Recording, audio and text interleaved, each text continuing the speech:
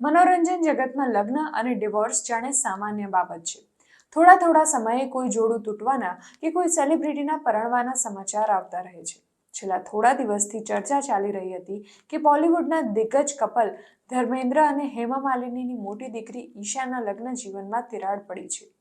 ઈશા દેઓલ પતિ ભરત તખ્તાનીથી અલગ થઈ ગઈ હોવાની અટકળો છેલ્લા કેટલાય દિવસોથી લાગી રહી હતી અને આખરે આ વાતની પુષ્ટિ થઈ ગઈ છે. ઈશા અને ભરતે એક જોઈન્ટ સ્ટેટમેન્ટ બહાર પાડીને અલગ થયા હોવાની પુષ્ટિ કરી છે. ભરત અને ઈશાએ નિવેદનમાં જણાવ્યું છે કે તેઓ સહસંમતિથી 11 વર્ષના લગ્ન જીવનનો અંત આણી રહ્યા છે. પણ શું તમે જાણો છો કે 4 વર્ષ પહેલા જ ઈશાએ લગ્ન જીવનમાં કંઈક ઠીક ન હોવાના સંકેત આપ્યા હતા?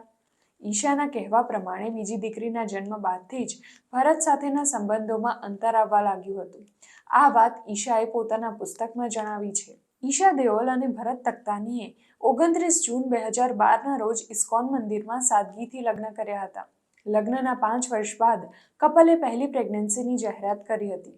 2017માં ઈશાએ દીકરી રાધ્યાને જન્મ આપ્યો હતો, જે બાદ 10 ઓક્ટોબર 2019ના રોજ બીજી દીકરી મિરાયાનો જન્મ થયો.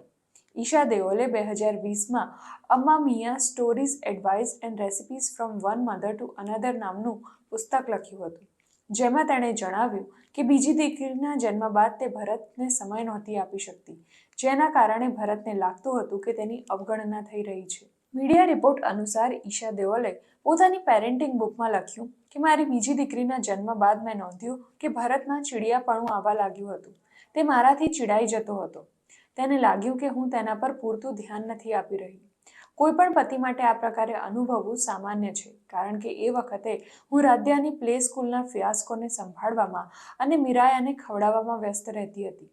ઉપરાંત હું મારી બુક લખવામાં અને પ્રોડક્શન મીટિંગમાં પણ બિઝી રહેતી હતી, જેથી તેને લાગ્યું કે હું તેની અવગણના કરી રહી છું. મને મારી ભૂલો દેખાઈ. મને યાદ આવ્યું કે ભરતે મારી પાસે નવું ટૂથબ્રશ માંગ્યું હતું અને તે આપવાનું મારા મગજમાંથી જ નીકળી ગયું હતું. તેના શર્ટ ઇસ્ત્રી થયેલા નહોતા હોતા અને ઘણીવાર તેના ટિફિનમાં લંચ માટે શું ભર્યું છે તે ચેક કરવાનું પણ રહી જતું હતું. ભરતની જરૂરિયાતો ઘણી ઓછી છે અને જો હું તેને પૂરી ન કરી શકું તો ચોક્કસથી ક્યાંક ભૂલ થઈ રહી છે, જેથી મેં નક્કી કર્યું કે હું ઝડપથી મારી ભૂલોને સુધારી લઈશ. ભરત અન્ય પુરુષો કરતાં અલગ છે. તેને લાગે કે કંઈક સમસ્યા છે તો તે આવીને મારા મોં ઉપર કહી દેશે. ઘણા પુરુષો આવું નથી કરતા અને મનમાં સંગ્રહી રાખે છે. રિલેશનશિપમાં રોમાન્સને જીવતો કઈ રીતે રાખી શકો એ તમારા ઉપર છે. મને અહેસાસ થયો કે લાંબા સમયથી હું ભરત સાથે ડેટ ઉપર કે મૂવી જોવા નહોતી ગઈ, એટલે મેં નક્કી કર્યું કે હું એ બધું જ ફરીથી શરૂ કરીશ. વીકેન્ડ્સ પર મેં તેની સાથે ડેટ પર જવાનું નક્કી કર્યું, તેમ ઈશાએ આગળ લખ્યું હતું.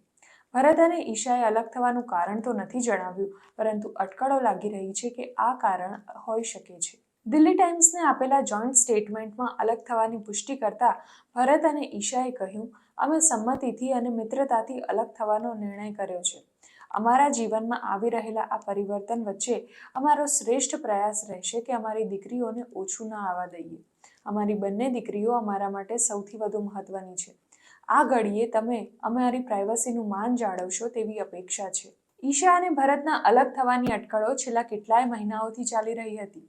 ગત વર્ષે સાસુ હેમા માલિનીની બર્થડે પાર્ટીમાં ભરત સામેલ નહોતો થયો, ત્યારે ચર્ચા શરૂ થઈ હતી. ત્યારબાદ ઈશા દેઓલે બર્થડેનું ગ્રાન્ડ સેલિબ્રેશન કર્યું હતું, તેમાં પણ ભરતની ગેરહાજરી ઉડીને આંખે વળગી હતી. ત્યારે તેમના ડિવોર્સની ચર્ચાની આગે જોર પકડ્યું હતું.